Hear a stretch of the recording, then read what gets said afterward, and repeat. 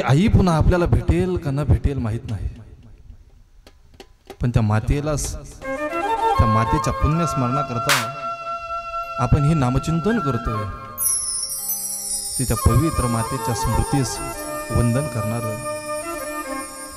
कारण ज्या ठिकाणी श्रीमद भागवत कथा चालते, ज्या ठिकाणी नामयज्ञ होतोय, त्या ठिकाणी प्रभू परमात्मा, त्या ठिकाणी देव देखील त्या मातेचं वंदन करत असतो. मी तुम्हाला तेच सांगत होतो, भगवान परमात्मा देखील मातेच्या प्रेमाला मुकला. ज्याच्या जीवनातली आई का निघून गेली त्याला ती जाण्याचं दुःख करत असते. मग भगवान परमात्म्यानं हळूहळू मोठं होत असताना त्या मातेचं सिमरन केलंय, चिंतन केलंय. आणि यशोदा मातेनं ज्यावेळेस सांगितलं का तू माती खाल्ली, तोंड उघड. तोंड उघड म्हटल्याबरोबर भगवान परमात्म्यानं तोंड उघडून दाखवलं, सगळं ब्रह्मांड दिसलं. आणि ब्रह्मांड दिसलं म्हटल्याबरोबर काय, यशोदा माता थक्क झाल्या. भगवान परमात्म्यानं मायेनं सगळं यशोदा मैयाला मोहित केलं, सगळं भुरळ पाडली, सगळं विसरवलं. कारण काय, मी जर भगवान परमात्मा आहे, मी जर मायावी आहे, हे जर त्या आईला कळालं तर ती आई मला लेकराचं प्रेम देणार नाही. ती आपली परमात्मा म्हणून पूजा करेल. म्हणून भगवान परमात्म्यानं मी देव असल्याचं कधी भासू दिलं नाही. मग भगवान परमात्मा हळूहळू हळूहळू मोठे होतात. मग मोठे होत असताना आपण बघितलं की बाबा तळवे तळ हात टेकीत, तळवे तळ हात टेकीत, डाव्या गुडघ्याने रांगत, डाव्या गुडघ्याने रांगत. देव हळूहळू मोठे होऊ लागले. आणि मोठे होत असताना देवाने खोड्या करायला सुरुवात केली. मग खोड्या करत असताना परमात्म्याने इतक्या खोड्या केल्या, माती खाल्ली, खोड्याही केल्या. आणि त्या खोड्या करत असताना त्या खोड्यांचं वर्णन संत परंपरेनं केलं. भगवान परमात्म्याने कोणत्या कोणत्या खोड्या केल्या, अनेक खोड्या केल्या. भगवान परमात्म्यानं खोड्या करत असताना इतके खोडकर भगवान परमात्मा. आणि त्या खोड्यांचं वर्णन संत परंपरेनं केलं की बाबा खोड्या तर परमात्म्यानं केल्या, कोणाच्या शेंडीची म्हणजे वेणीची आणि दाढीची गाठ मारून दिली. पतीची दाढी माझी वेणी, दोन्हीची गाठ बाई बांधुनी, गाठ बाई कुणाशी सुटेना. गाठ सुटायला तयार नाही. भगवान परमात्म्यानं अशी गाठ बांधली होती, ब्रह्मदेव जरी आले तरी ती गाठ सुटणार नाही. भगवान परमात्म्यानं एवढ्या लीला केल्या. आणि ते एवढ्या लीला करत असताना भगवान परमात्म्यानं मंडळ स्थापन केलं सचिन महाराज. कोणतं? चौर्य मंडळ. आणि ते चौर्य मंडळ स्थापन करून चोऱ्या करायला सुरुवात केली. मग चोऱ्या कोणत्या? आपल्यासारख्या थोडीच. कथेला आले का कीर्तनकाराचे चप्पल चोर. बऱ्याच ठिकाणी घडतं बरं का. माझा चांगला अनुभव. एखाद्या ठिकाणी कार्यक्रमाला गेलं का बाबा चप्पल पहिले चोरी झाली, त्याच्यामुळे ती व्यवस्थित ठिकाणी काढून ठेवावी लागते. आणि भगवान परमात्म्यानं चोरी केली. चोरी आपल्यासारखी नव्हती. आपले चोर म्हणजे भरटे चोर. काय चोरणार? वावरात गेले लोकांचे स्टार्टर चोरणार, लोकांच्या मोटरी चोरणार, लोकांचे मोबाईल चोरणार, लोकांचे पैसे चोरणार. आणि कीर्तनाला आले, कथेला आले, चापला चोरणार, चटाया चोरणार, माईक चोरणार, लई काही. तशी चोरी भगवान परमात्म्यानं केली नाही. भगवान परमात्म्यानं चोरलंय काय? भगवान परमात्म्यानं गोपिकांचं चित्त चोरलं. भगवान परमात्म्यानं चोरलं काय? भगवान परमात्म्यानं गोपाळांचं चित्त चोरलं. हरिने माझे, हरिने माझे, हरिने चित्त, हरिने माझे, हरिने माझे, हरिने चित्त.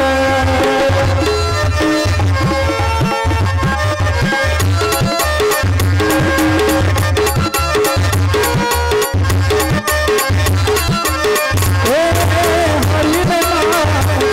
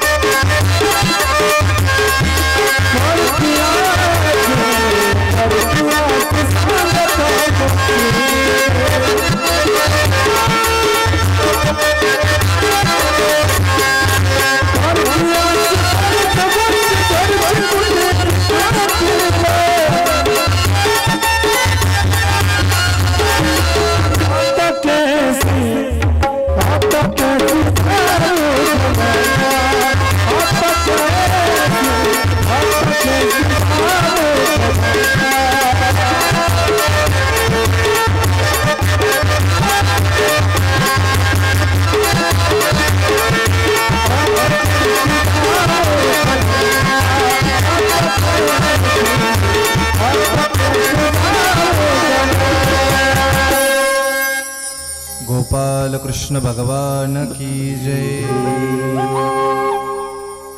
भगवान परमात्म्यानं गोपिकांचं चित्त चोरलं। हरीने माझे हरिले चित्त भार वित्त विसरले। मग भगवान परमात्म्याचं नमन करत असताना, चिंतन करत असताना स्वतःचा देहाचा विसर पडतोय। मग भगवान परमात्म्याने नेमके असं काय केलं? तर भगवान परमात्म्यानं गोपिकांचं चित्त चोरलं चित्त। मग भगवान परमात्म्यानं अन्य खोड्या केल्या। मग खोड्या करत असताना भगवान परमात्म्यानं ते चौर्य मंडळ स्थापन केलं। आणि स्थापन करत असताना गोपिकांच्या द्वारामध्ये जावं, गोपिकांच्या घरामध्ये जावं, दया दुधाची चोरी भगवान परमात्म्यानं करावी। पण का करावी? दया दुधाची चोरी करत असताना, चौर्य मंडळ स्थापन करत असताना गोपाळ बघितले तर सगळे काडी मोडी आणि भगवान परमात्मा जर बघितले तर असे गुटगुटीत तब्येत शिर। मग भगवान परमात्मा अशी तब्येत शिर दिसत असताना चांगले दिसायचे। राजाचा सकुमार मदनाचा पुतळा रवी शशी कळा लोपली। भगवान परमात्मा सुंदर मनमोहक स्वरूप। आणि गोपाळ जर बघितले, लंगड्या काय, सुदामा काय, पेंढ्या काय, असे बारीक तिडतिडे सगळे। भगवान परमात्म्यानं सांगितलं, का रे तुम्हाला काही घरी खायला भेटत नाही का म्हणे? तुम्ही एवढे बारीक राहिले म्हणे।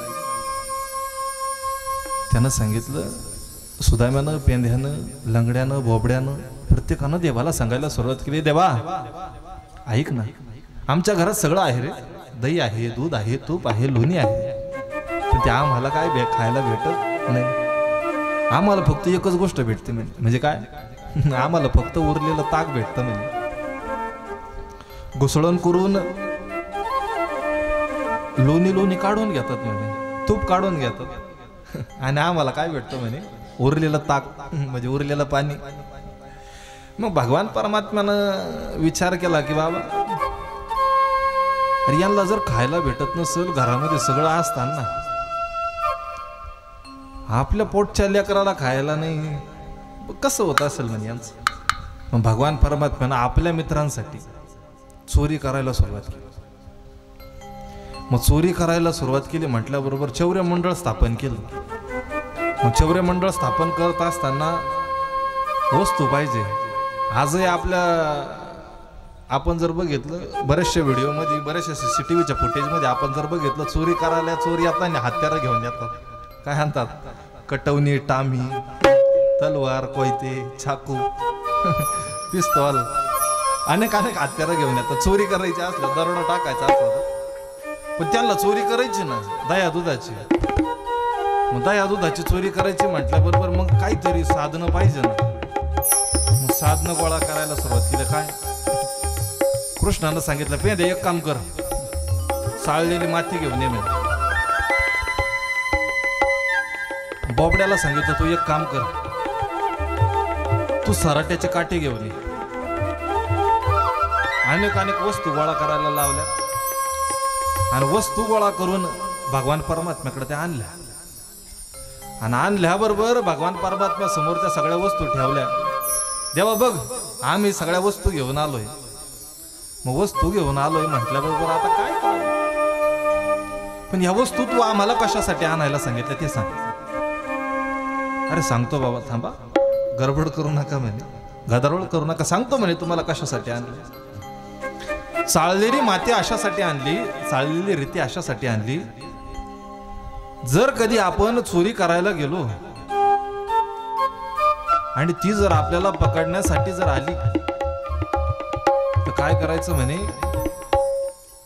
ती माती घ्यायची आणि तिच्या डोळ्यात फेकायची. पेंद्यानं प्रश्न केला, देवा ती जर चष्मा लावून आली तर? देव म्हणले, अरे जाऊ दे, चष्मा लावू दे, पुढं आहे ना. काय बारीक असे गोल गोटी सारखे असे दगड जमा केले, ते दगडही जमा केले, ते खाली टाकायचे म्हणजे. पुन्हा सुदाम्यानं प्रश्न केला, देवा ते दगड कशासाठी रे म्हणे? अरे दगड अशासाठी, ते दगड जर टाकले, दगडांवरती सरकून ती जर पडली पाहिजे, म्हणजे आपल्यापर्यंत येणार नाही. ठीक आहे म्हणे. मग पुन्हा पुढचा विचार केला, सराट्याचे काटे घेतले, ते सराट्याचे काटे खाली टाकायचे. पुन्हा प्रश्न केला लंगड्याने, देवा अरे सराट्याचे काटे कशाला बाबा? अरे सराट्याचे काशा अशासाठी म्हणे, ते जर टाकले त्याला दोन टोकं असतात, दोन तोंड असतात. तो काटा उभाच राहतो, आडवा जरी पडला तरी दुसरी साईड उभी असते. सराट्याचे काटे तिच्या पायात घुसतील, तिला इजा होईल. पुन्हा त्या लंगड्यानं प्रश्न केला, देवा ती जर चप्पल घालून आली तर? देव म्हणले, बाबा तू एक काम कर, तू डोकं लावू नको, शांत बस. मग देवानं सुरुवात केली चोरी करायला. चौर्य मंडळ स्थापन केलं. चौर्य मंडळ स्थापन केल्यानंतर प्रत्येकाच्या घरामध्ये जायचे, दया दुधाची चोरी करायची. आणि चोरी करत असताना भगवान परमात्म्यानं चोरी केली, सगळ्या गोपाळांना खाऊ घातलं. आणि खाऊ घातलं म्हटल्यानंतर काय, भगवान परमात्म्यानं ते तर खाऊच घातलं. भगवान परमात्म्यानं गोपिकांची माठ फोडली. भगवान परमात्म्यानं यमुनेच्या तीरावरती बसून बासरी वाजवली, वेणू वाजवली.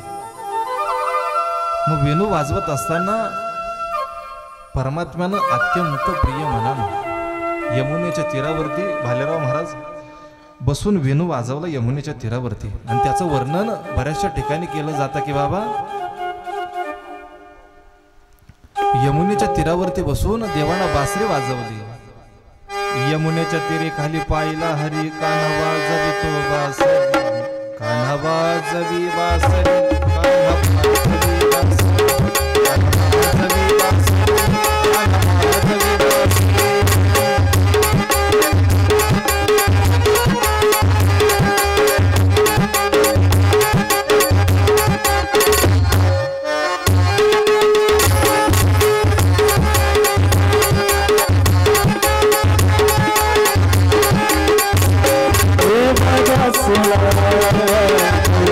Hare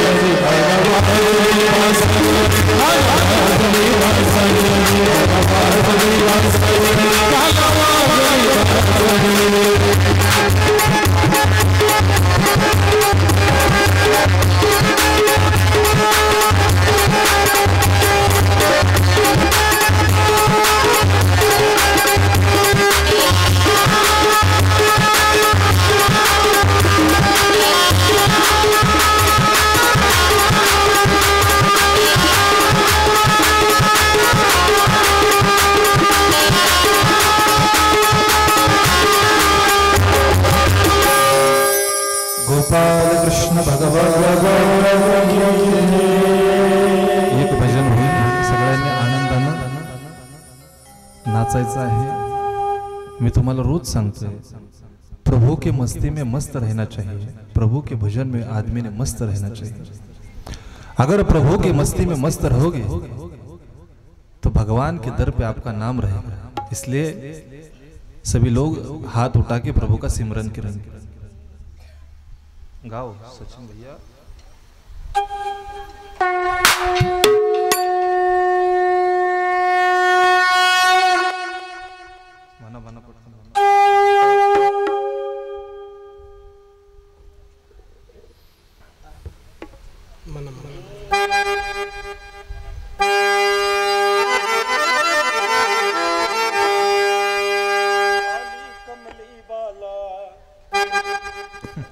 काली कमली वाला मेरा यार है, मेरे मन का मोहन टूटा है।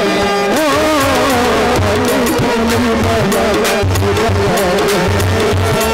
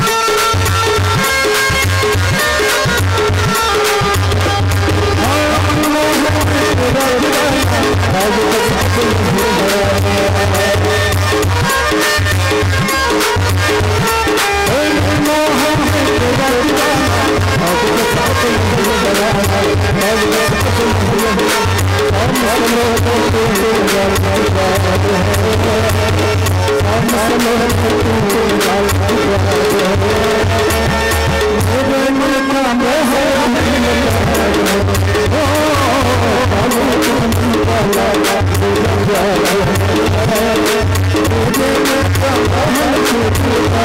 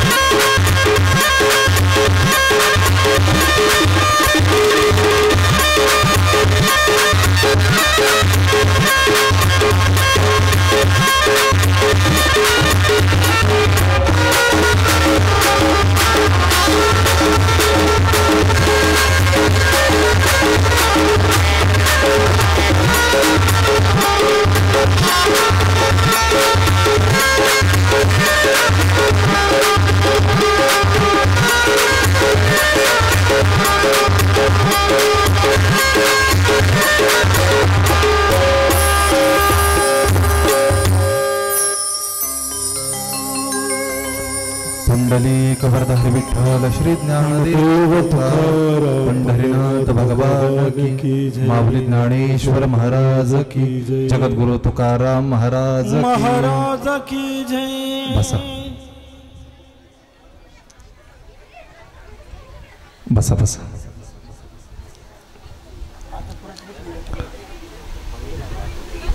भगवान परमात्म्यानं हळूहळू मोठं होत असताना अनेक अनेक खोड्या केल्या.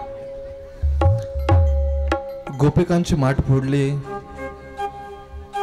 गोपिकांचे खऱ्या अर्थानं अनेक अनेक खोड्या परमात्म्यानं केल्या.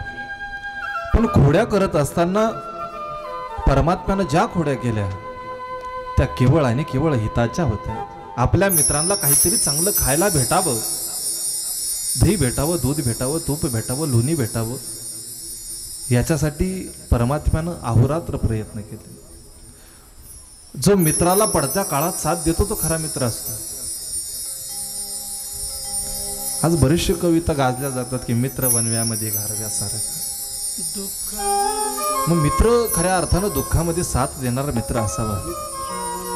आणि आपण आता जर बघितलं तर बरेचसे मित्र हे आपल्या मित्राला दुःखात आणतात. पण कृष्णाचे मित्र तसे नाही. मग कृष्णाचे कोण कोण मित्र आहेत? तर कृष्णाचे मित्र अनेक अनेक मित्र आहेत भगवान परमात्म्याचे. पेंदे आहे, सुदामे आहे, अनेक अनेक मित्र असताना दादा ते मित्र परमात्म्यानं जोडून ठेवले. आणि त्या मित्रांसोबत भगवान परमात्म्यानं खोड्या तर केल्या, पण भगवान परमात्म्यानं खेळ देखील खेळले आपल्या मित्रांसोबत. श्रीमद भागवत कथेमध्ये, श्रीमद भागवत ग्रंथामध्ये वर्णन आलं की बाबा देवानं खोड्या तर केल्या, देवानं खेळ देखील खेळले. देवानं कोणते कोणते खेळ खेळले?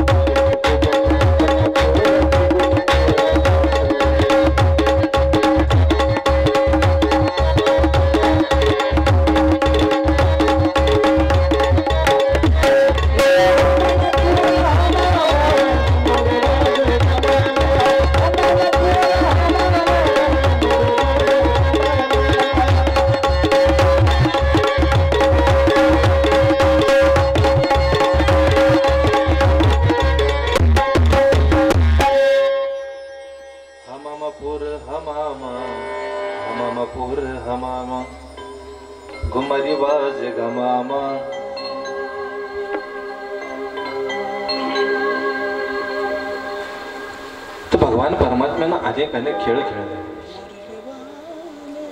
खेळ करत असताना भगवान परमात्म्यानं यमुनेच्या तीरावरती जावं, अनेक अनेक खेळ खेळावे. कालियामर्दन सांगितलं. कालियामर्दनाची भगवान परमात्म्यानं यमुनेच्या डोहामध्ये खेळ खेळत असताना ज्यावेळेस चेंडू उडणार, तर यमुनेच्या डोहातून चेंडू आणण्यासाठी भगवान परमात्मा यमुनेच्या डोहामध्ये गेले. श्रीमद भागवत ग्रंथामध्ये, श्रीमद भागवत कथेमध्ये कालियामर्दनाची कथा आहे. श्रीमद भागवत कथेमध्ये कालियामर्दन करत असताना भगवान परमात्मानं विषारी झालेली मैया, ते यमुना मैया खऱ्या अर्थानं तो काल्या नावाचा सर्प आहे, त्या काल्या नावाच्या सर्पाचं मर्दन करून खऱ्या अर्थानं पापमुक्त ती यमुना गेली. कारण पापी माणूस ज्यावेळेस आपल्या संगतीत असतो तरी आपल्याला देखील तोटा होण्याची शक्यता असते. म्हणून तो पापी जीव त्याचं मर्दन करून भगवान परमात्म्यानं कालिया मर्दन त्या ठिकाणी केलं. आणि भगवान परमात्म्यानं मुरली वाजव, तो बन्सीचा आवाज, त्या वेणूचा आवाज गोपिकांनी ऐकला. मुरली वाले ओ बंसी वाले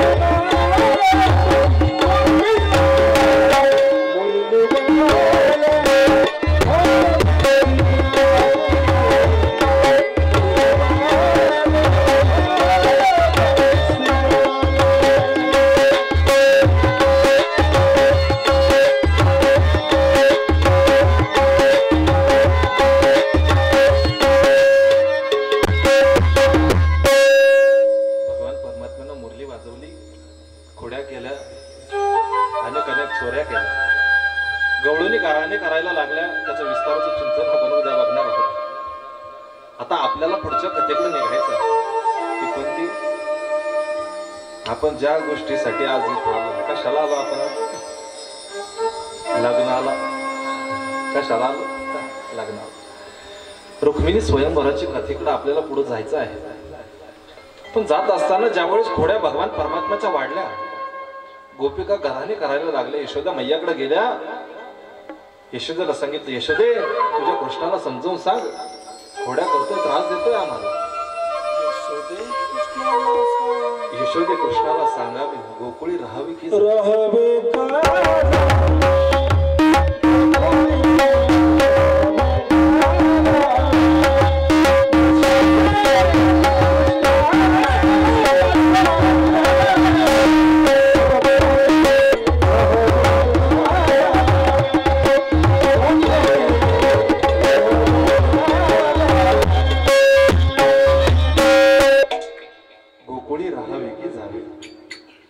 भगवान परमात्म्यानं ठरवलं की बाबा आता काय करावं. तर आईनं सांगितलं, कृष्णा एक काम कर, तू आता इथं राहायचं नाही, तू शाळेत जायचं. शाळेत आताच्या शाळा म्हणजे अंगणवाडी, LKG, UKG अनेक अनेक शाळा. पोरग जन्माला आल्यापासूनच लगेच विचार चालू होते, याला कोणत्या शाळेत टाकलं पाहिजे. आधीच्या काळातली शाळा होती गाई वळण्याची. मग गाई वळण्यासाठी कृष्णाला सांगितलं, कृष्णा एक काम कर, तू उद्यापासून कुठं जायचं? वनांतरात जायचं गाई वळण्यासाठी. गाई चाराया रानात गेला, गाई चाराया रानात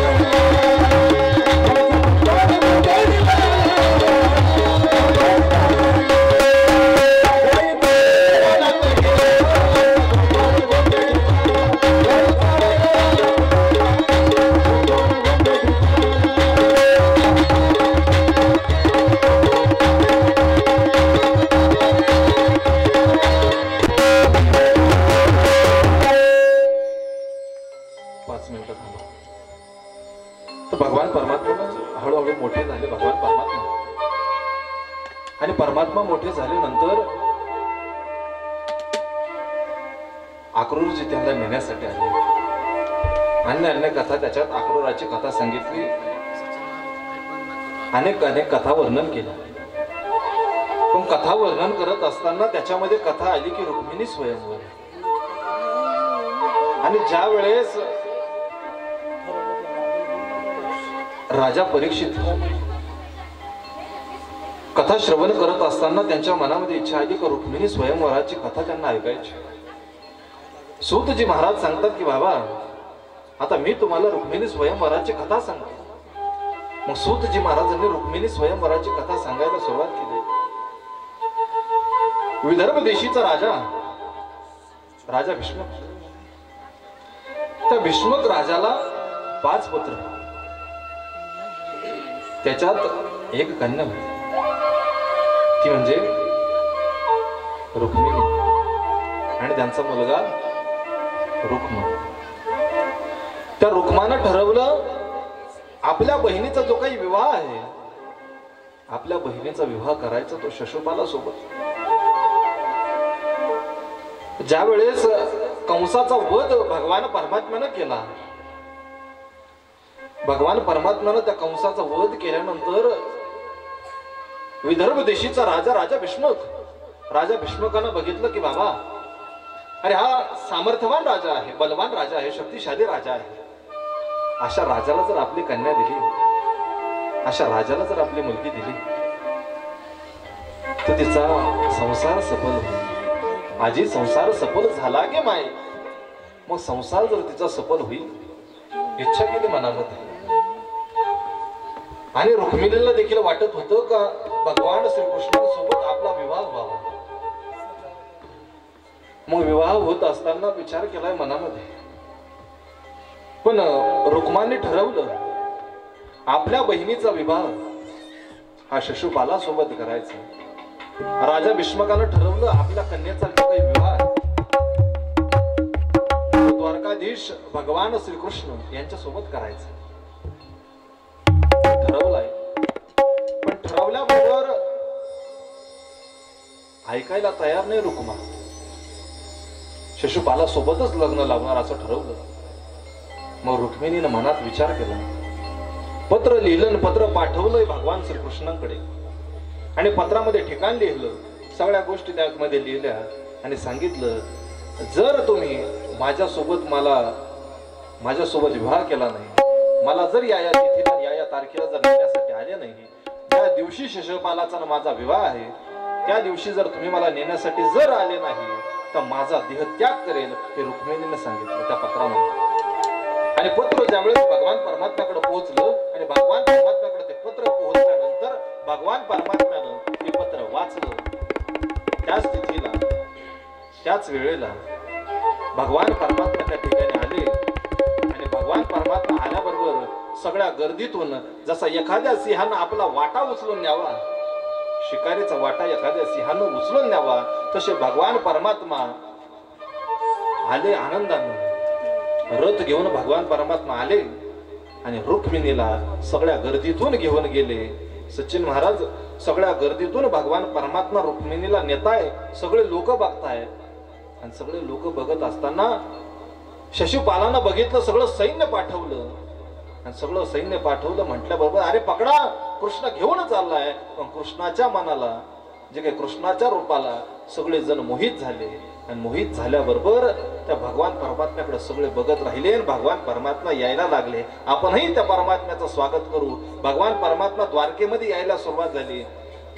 मग द्वारकेमध्ये येत असताना आनंदाचं वातावरण द्वारकेमध्ये पसरलं.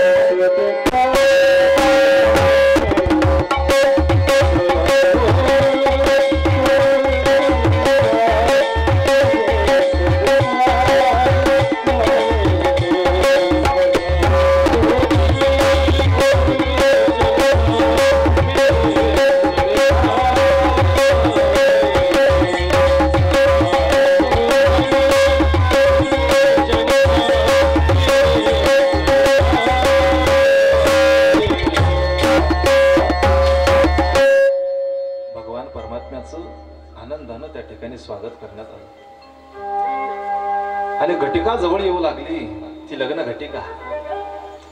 लग्न घटिका जवळ येत असताना बोलवणं केलं की बाबा नवऱ्या मुलीला नवरदेवाला समोर आणण्यात आलं.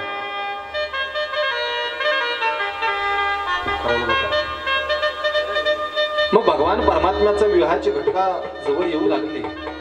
आनंदाचं वातावरण पसरलं आणि आनंदाचं वातावरण पसरल्यानंतर आनंदाचं वातावरण त्या ठिकाणी पसरलं आणि पसरल्याबरोबर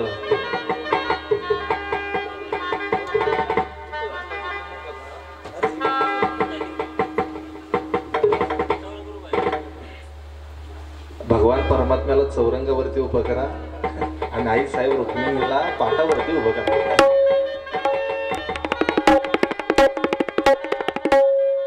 चला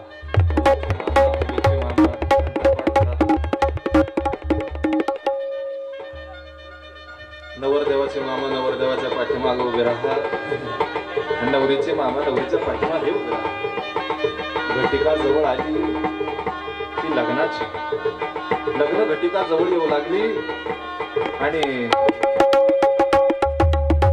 आनंदानं सगळीकडे सोहळा साजरा झाला. अक्षता भेटल्या सगळ्यांना. अक्षता पोहोच झाला आणि सगळेजण सज्ज झाले.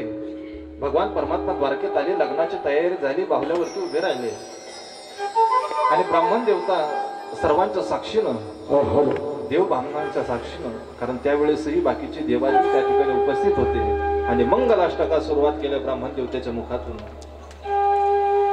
स्वस्ती श्री गणनायकं गजमुखं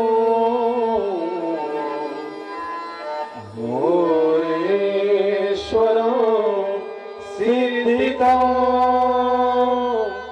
बल्लालो मुरुडं विनायक महा चिंतामणी स्तेवरा लेनात्री गिरिजात्मक सुरवरा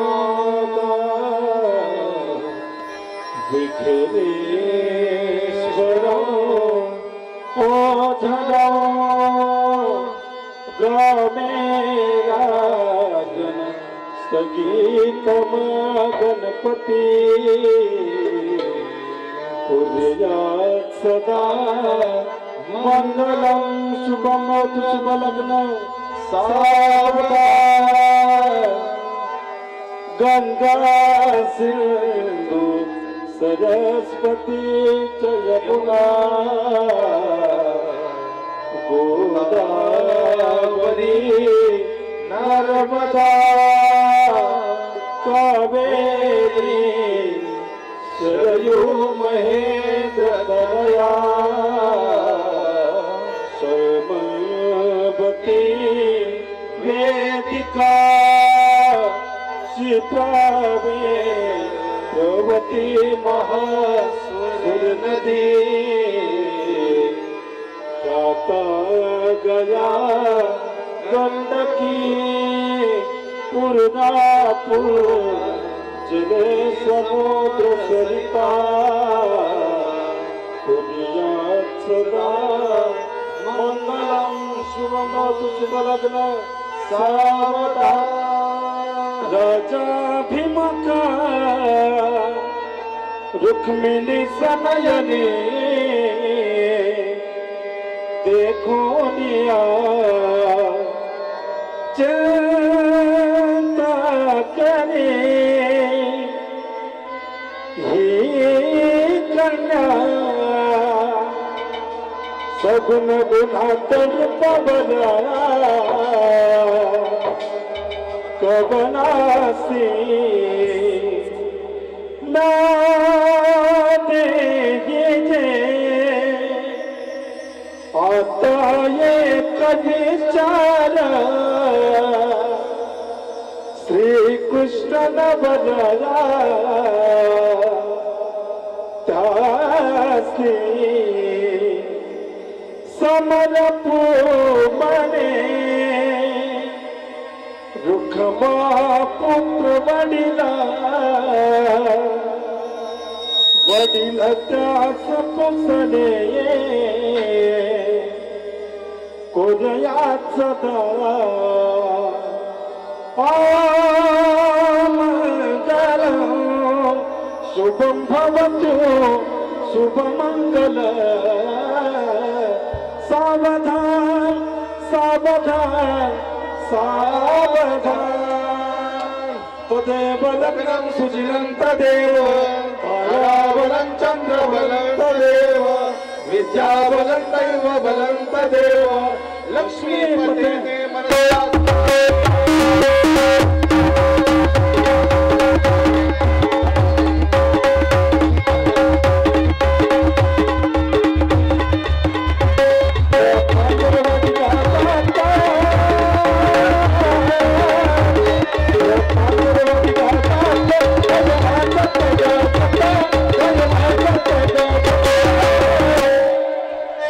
भाषी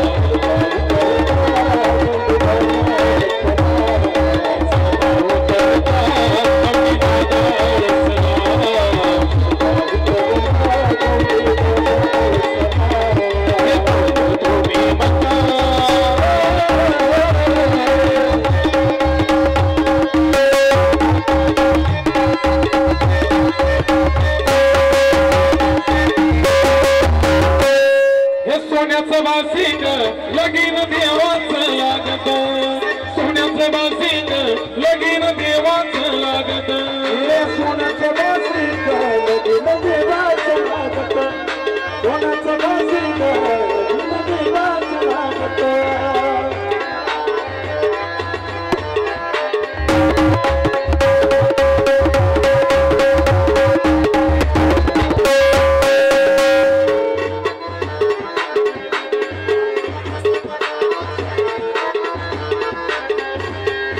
चौरे बस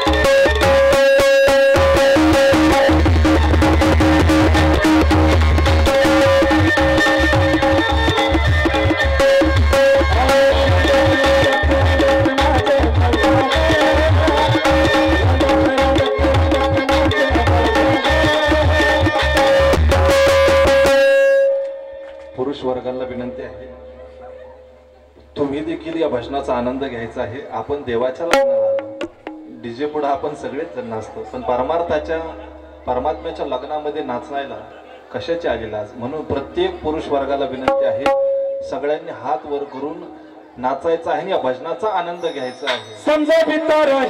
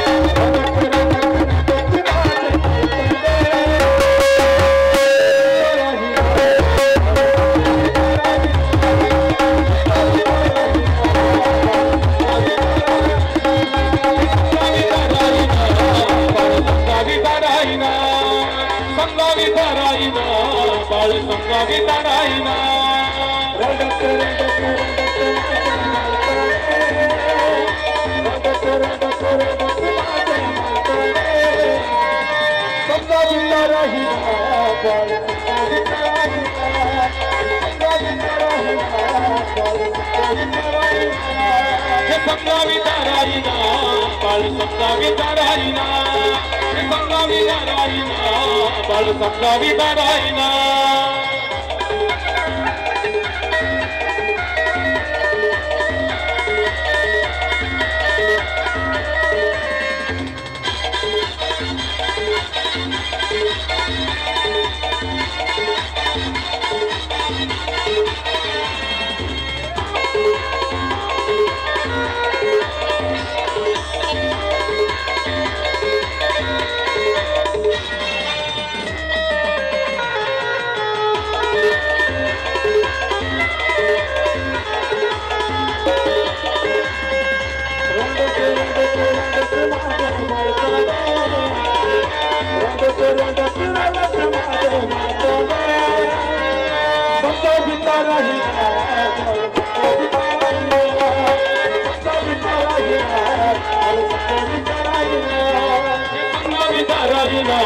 बाळ समजाविता राहिना समजाविता राहिना बाळ समजाविता राहिना बाळ समजाविता राहिना बाळ समजाविता राहिना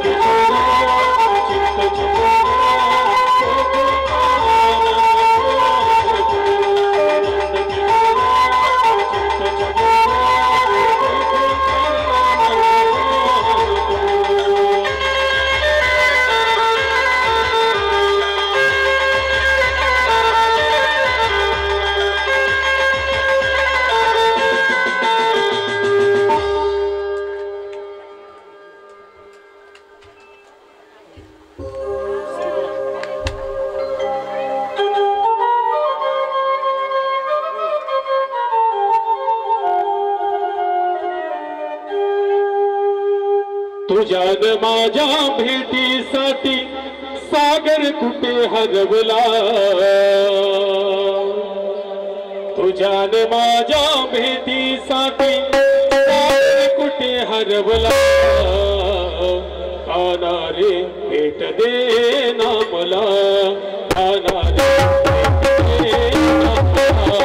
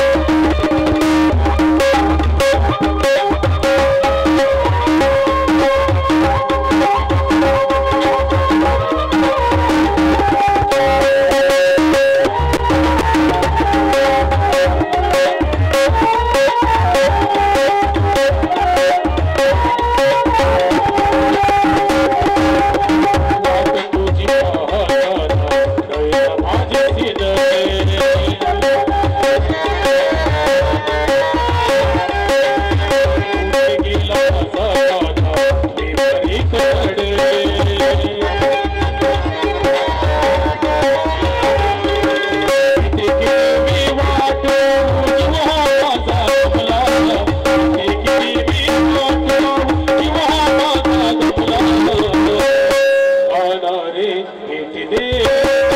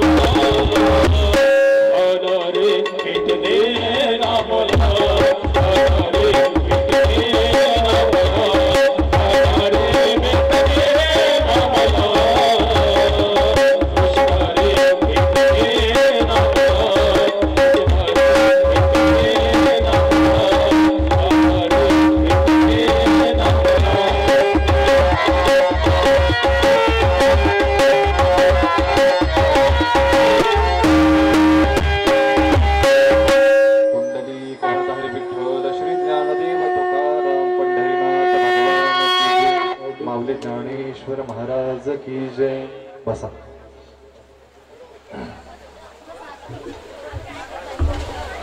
बसा बसा बसा. ज्याच्या त्याच्या जागेवर बसा. जागा बदलू नका. कथेचं पुण्य दुसऱ्याला देऊ नका. आपली जी जागा होती, आपलं जे आसन होतं त्या आसनावरती बसा.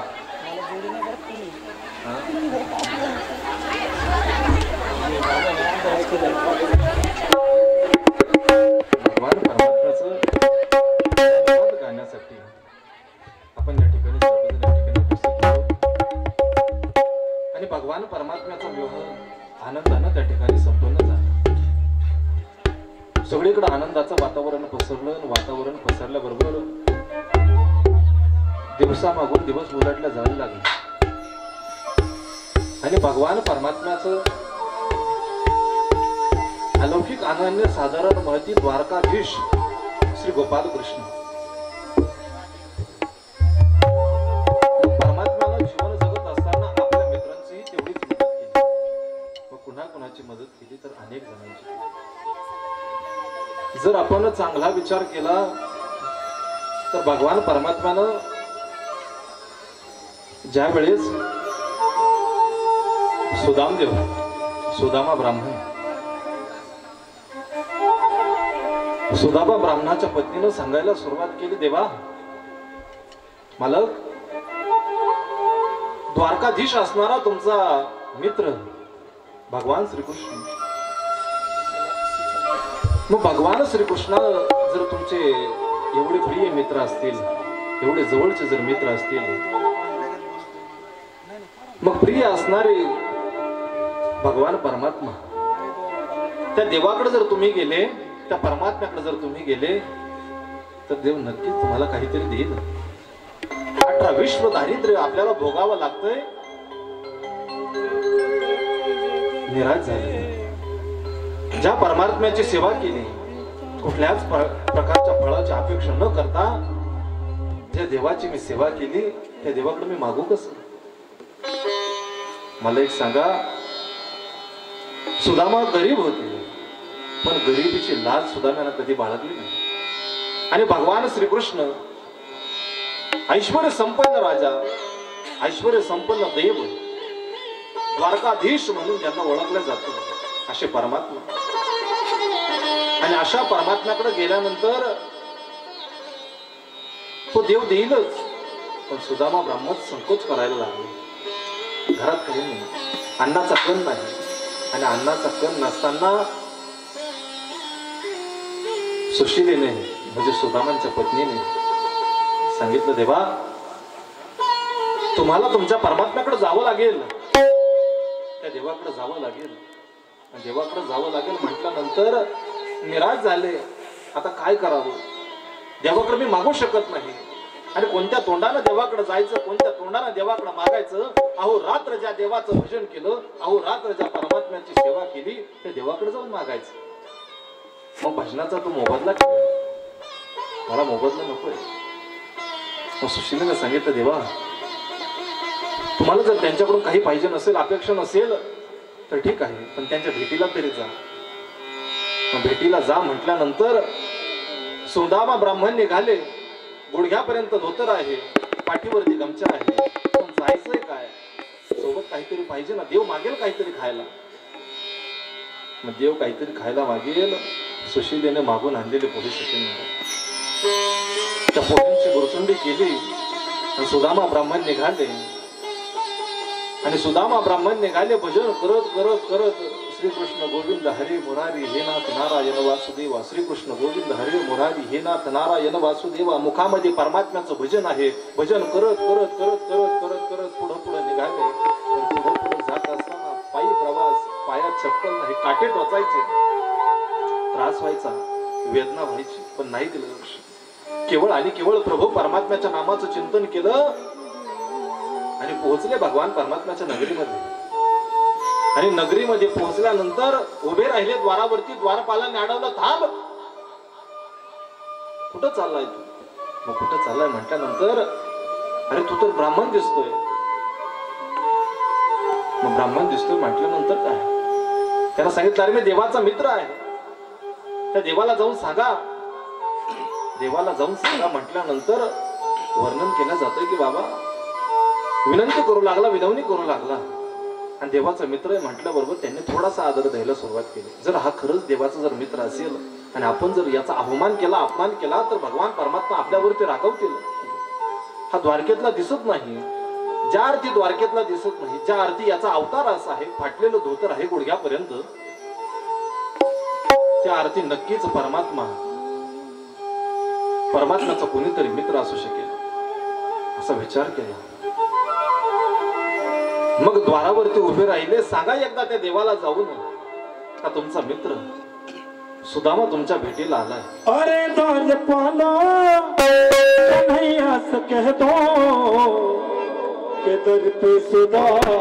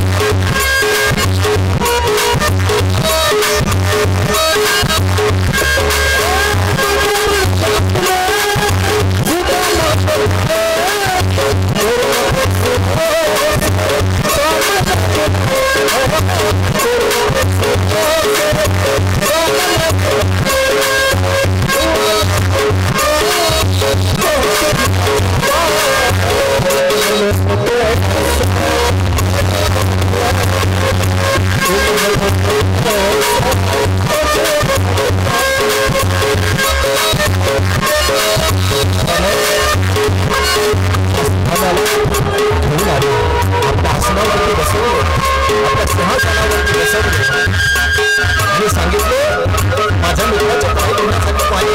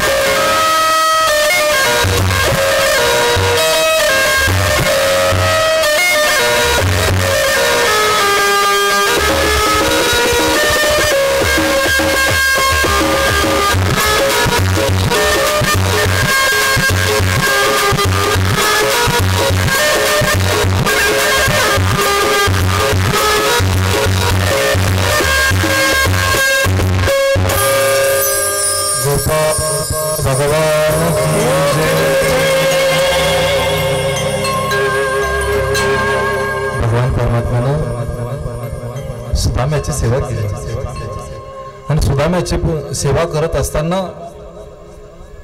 सुदामा त्या ठिकाणी आले, पाय धुतले, औक्षण केलं. सुदाम्याला सांगितलं बाबा घाबरू नको, तुझंच घर समज. आणि सांगत असताना, वर्णन करत असताना सांगितलं बाबा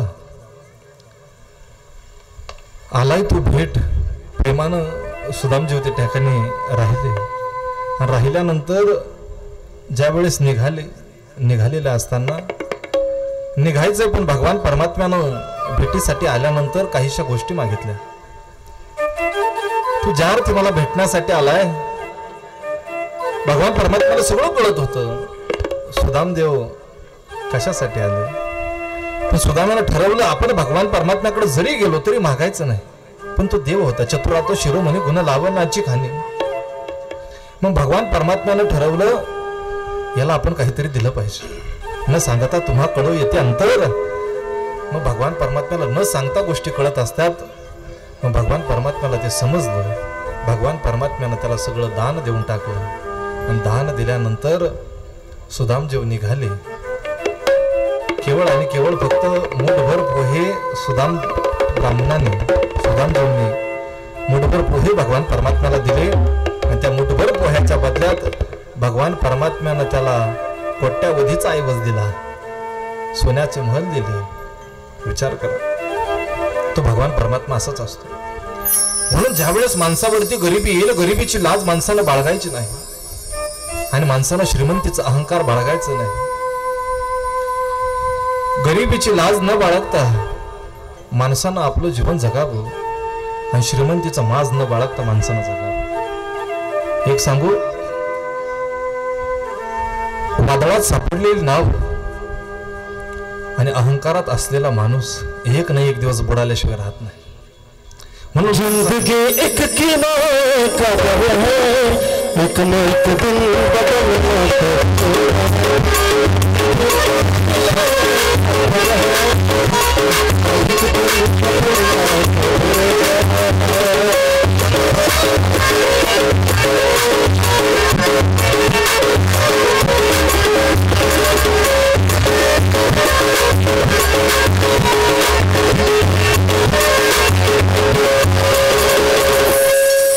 जिंदगी एक किराए का घर है, एक ना एक दिन बदलना पडेगा. दादा, ज्या वेळेस माणसावरती वाईट वेळ येईल त्या वाईट वेळेचा कधीच विचार करू नका.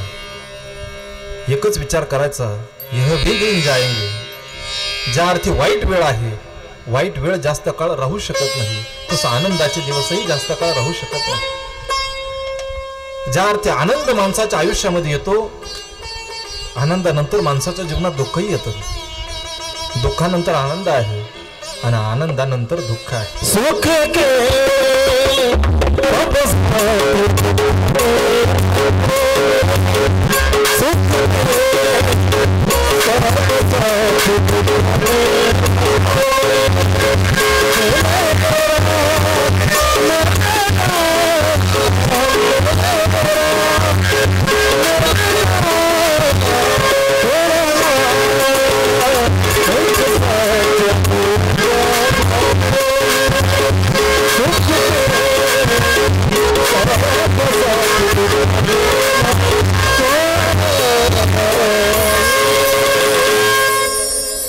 सुखामध्ये सगळेजण सोबत असतात, दुःखामध्ये माणसाच्या सोबत कोणी राहत नाही. म्हणून सुखाच्या वेळी माणसानं अहंकार बाळगू नये आणि दुःखाच्या वेळी माणसानं दुःख व्यक्त करू नये.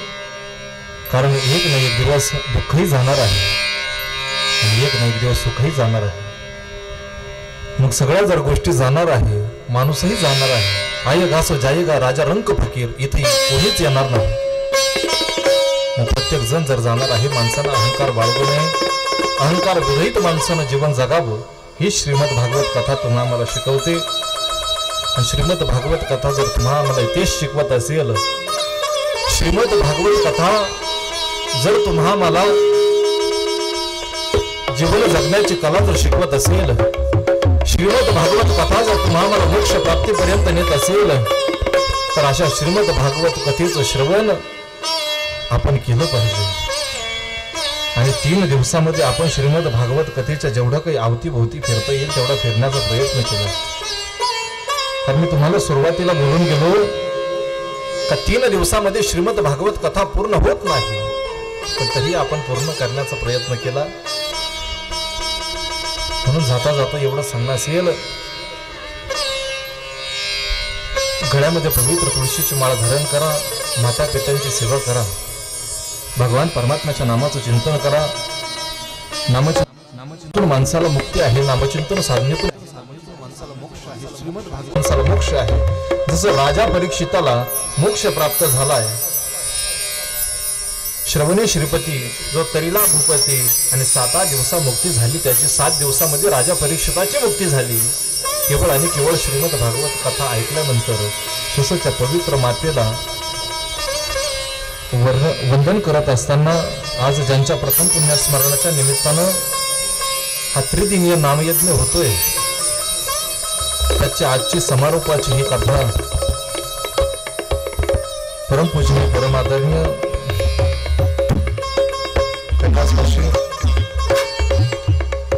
कंशाबाई साहेबराव पाटील वागचौरे या मातेच्या चरणावरती समर्पित करतो. त्यांचा जो काही परिवार आहे, साहेबराव पाटील वागचौरे त्यांचे पती आहेत, रामचंद्र पाटील वागचौरे त्यांचे भाया आहेत, त्याचप्रमाणे आमचे सर्जेराव भाऊ, विश्वनाथ भाऊ आणि आदरणीय उषाताई ही त्यांची मुलं आहेत. आदरणीय कमलाबाई शंकर पाटील आहेत, ते त्यांच्या बहीण आहेत. त्याचप्रमाणे तुळशीराम वागचौरे, लहान भाऊ वागचौरे ही त्यांची पत्नी आहेत. नातू दीपक दौंडे आणि त्याचप्रमाणे या परिवाराचे जावई आमचे संमित्र श्री हरिभक्तीपरायण जगन महाराज दौंडे यांच्या सर्वांच्या चरणावरती, यांच्या सर्वांच्या आमंत्रणातून निमंत्रणातून आदरणीय या मातेला, या परिवाराच्या गेलेल्या मातेला आदरणीय आमच्या कौशाबाई पाटील वागचौरे यांच्या चरणावरती गेल्या 3 दिवसापासून चालत आलेली सेवा समर्पित करतो. किंवा सज्जन श्रोते मायबापांच्या चरणावरती कथा समर्पित करतो. आणि पूर्ण विरामाकडे जात असताना आजच्या कथेसाठी उपस्थित असणारे सर्वच गुरुजन, गायक, वादक, त्यामध्ये भजन सम्राट, स्वर सम्राट श्री हरिभक्तीपरायण आमचे सचिनजी महाराज या ठिकाणी आहेत. सुंदर गातात. त्यांचं गाणं तर तुम्ही सगळ्यांनी ऐकलं. महाराजांच्याही चरणावरती कोटी कोटी प्रणाम करतो. महाराज धरणगाव कुंभारी म्हणजे कोपरगावून या ठिकाणी येत आहे, त्यांच्याही चरणावरती कोटी कोटी प्रणाम करतो. त्याचप्रमाणे आमचे सिंत वादक श्री हरिभक्तीपरायण बाबा महाराज भालेराव हे या ठिकाणी आहेत, त्यांच्याही चरणावरती कोटी कोटी प्रणाम करतो. त्याचप्रमाणे आमचे ऑक्टोपॅड वादक श्री हरिभक्तीपरायण राम महाराज, रामदादा तुमच्याही चरणावरती कोटी कोटी प्रणाम करतो. त्याचप्रमाणे श्रीकृष्ण साऊंड सिस्टम अंगलगाव तुमच्याही चरणावरती कोटी कोटी प्रणाम करतो. साऊंड सिस्टम सुंदर आहे, शॉर्ट बेट स्वीट मस्त सुंदर ऑपरेटिंग आहे. त्याचप्रमाणे मराठी वक्ता यूट्यूब चॅनल आमचे वैभव दादा या ठिकाणी आहेत, तुमच्याही चरणावरती साष्टांग प्रणिपात करतो. आज आमच्या सोबत आलेले श्री हरिभक्तीपरायण मच्छिंद्र पाटील शेटे, त्याचप्रमाणे आज गावाकडून बरीचशी मंडळी आहेत. माझे वडील या ठिकाणी आलेले आहेत, त्यांच्याही चरणावरती या व्यास गादीवरून साष्टांग प्रणिपात करतो. त्याचप्रमाणे श्री हरिभक्तीपरायण आमचे दोघन तात्या शेटे या ठिकाणी आहेत, त्यांच्याही चरणावरती कोटी कोटी प्रणाम करतो. त्याचप्रमाणे श्री हरिभक्तीपरायण आमचे विजू काका गुजरात या ठिकाणी आलेले आहेत, त्यांच्याही चरणावरती कोटी कोटी प्रणाम करतो. त्याचप्रमाणे श्री हरिभक्तीपरायण आमचे नाना महाराज माझे ते या ठिकाणी आले, त्यांच्याही चरणावरती कोटी कोटी प्रणाम करतो. समस्त वागचौरे परिवाराच्या किंवा सज्जन श्रोते मायबापांच्या चरणावरती साष्टांग प्रणिपात करतो आणि या ठिकाणी सेवेला पूर्णविराम देतो. पुंडलिक वरदारी विठ्ठल श्रीनाथ पंढरीनाथ माऊली ज्ञानेश्वर महाराज गोपाळ कृष्ण भगवान राधाराणी सरकार